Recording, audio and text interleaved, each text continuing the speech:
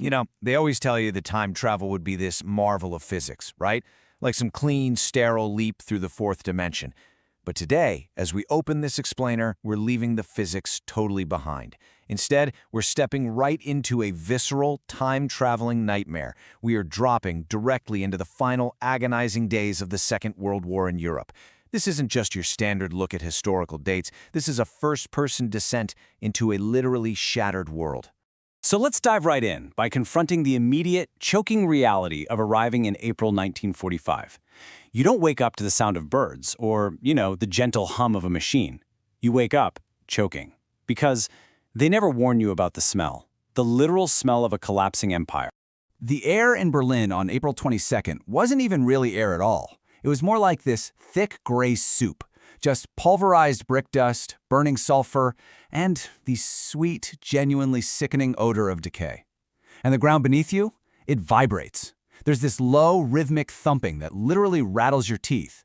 It sounds like a massive, angry heartbeat, but it's actually the Katyusha rocket launchers, the Soviet artillery that terrified Germans called Stalin's organs. Millions of shells were just tearing the city apart, turning these magnificent European boulevards into canyons of jagged brick and skeletal steel frames. I mean, this is what the end of the world actually looked like. And amidst all that massive, macro-level destruction, there's this unbelievable human tragedy unfolding on a micro level. See, Berlin was no longer a city of soldiers. It was a city of ghosts, women, and children. The regime was completely collapsing, so they resorted to the Volkssturm, the People's Storm. This was a completely desperate last-ditch militia that drafted kids and elderly men, some literally in their 70s, to stand against the colossal momentum of the Soviet Red Army. Just look at the profound visual tragedy right here. Imagine a boy, probably no older than 12, sitting on an overturned crate. His steel helmet is so incredibly large that it just keeps slipping down over his eyes. And in his small, dirty hands, he's clutching a Panzerfaust, a single-shot, disposable anti-tank weapon.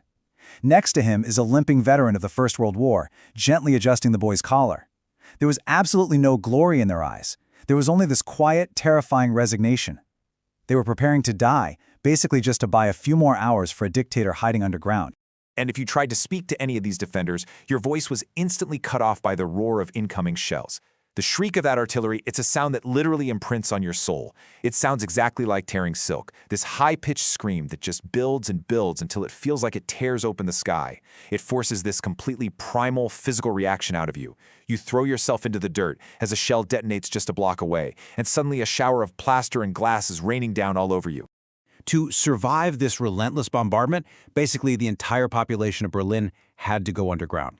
Dropping down the concrete steps into the Friedrichstrasse U-Bahn subway station, the darkness down there was just incredibly heavy. It was lit by only a few flickering lanterns. The air is thick with the scent of unwashed bodies, damp concrete, and pure, unfiltered panic. Thousands of families were packed shoulder to shoulder in that heavy darkness. Every single time a heavy bomb struck up above, the concrete groaned, dust fell like snow, and people just held their breath, completely terrified of being buried alive. Down in that darkness, you really see the total collapse of civilization. It became undeniable. I mean, money had lost absolutely all value. A woman could offer a massive stack of Reichsmarks, literally hundreds of notes, to another family for just a single piece of bread, and she'd just be rejected with a hollow laugh. By April 1945, the only currencies that actually mattered were water, dry crackers, and hope. In that claustrophobic, suffocating environment, paranoia absolutely ruled. Rumors spread through the crowd like wildfire. There were these desperate whispers in the dark, with people clinging to the absolute fantasy that General Wang's 12th Army was somehow coming from the west to save them. While other voices, they just trembled at the reality of the approaching Red Army, absolutely terrified of what would happen when Soviet soldiers finally breached those tunnels. Now, emerging back into the daylight on April 25th, you witnessed the massive, crushing vice of the Soviet encirclement. Forces were pushing in from the north, the east, and the south. And the sky above? It was permanently bruised. Just this horrific purple and orange hue, totally choked by unquenchable fires. You had shattered water mains, gas lines leaking into the streets, fueling these eerie blue flames that licked at the rubble. Even the beautiful, ancient trees of the famous Tiergarten, they'd all been hacked down, replaced by anti-aircraft guns pointed horizontally right down the avenues, ready to blast incoming tanks. Up here, the veneer of civilization was completely gone, just stripped away. It was a primal, desperate struggle for survival.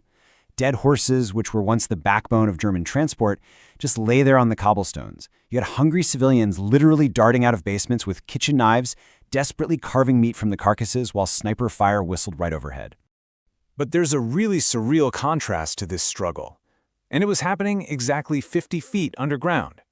Because right beneath the shell-pounded ruin of the Reichschancellery lay the Führer bunker. While citizens starved and bled in the ruins above, Adolf Hitler and his inner circle lived out their final days in this damp, dimly lit labyrinth of concrete.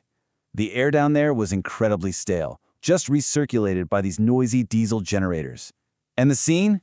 It was a picture of absolute madness. The dictator, aged prematurely, with a constantly shaking hand, was still moving non-existent armies on maps. He was issuing orders to divisions that had been wiped out weeks ago and loudly accusing his generals of treason. It was total delusion inside a concrete grave. Which brings us to the timeline of April 30th, a massive pivot point. By the afternoon, with Soviet tanks literally echoing directly above the ventilation shafts, the dictator retreated to his private study and ended his life. And when that news finally filtered through the bunker, the reaction was jarring. A bizarre sense of relief just washed over the staff. Officers started lighting cigarettes, which was strictly forbidden before, and opened up bottles of wine. The spell was finally broken.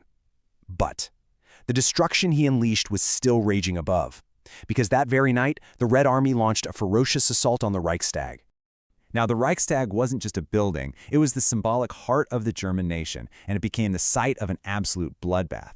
The place was heavily fortified, windows bricked up, anti-tank ditches dug outside, and inside, it was packed with over 1,000 die-hard soldiers. We're talking elite SS troops and Hitler Youth who firmly believed they had absolutely nothing left to lose.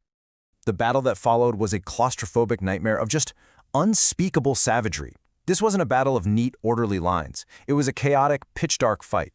Soldiers were fighting room by room, floor by floor. They were using submachine guns, hand grenades, bayonets, even their bare hands in these smoke-filled corridors. The Grand Library and the Legislative Chamber basically became blood-soaked arenas of savage hand-to-hand combat.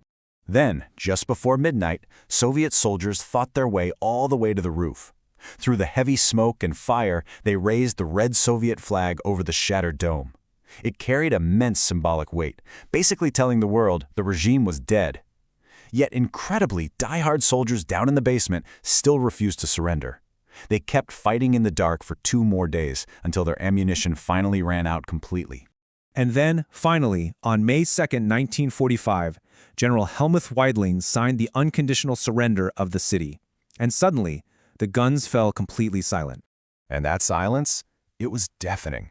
After weeks of knowing literally nothing but the mind-numbing roar of artillery, there was just this heavy, heavy emptiness.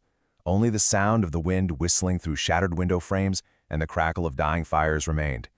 The streets were this eerie landscape of physical debris. Abandoned helmets, burnt-out tanks, spent shell casings, and all these discarded propaganda leaflets promising a victory that, of course, never came. In the immediate aftermath, a deeply human scene actually unfolded.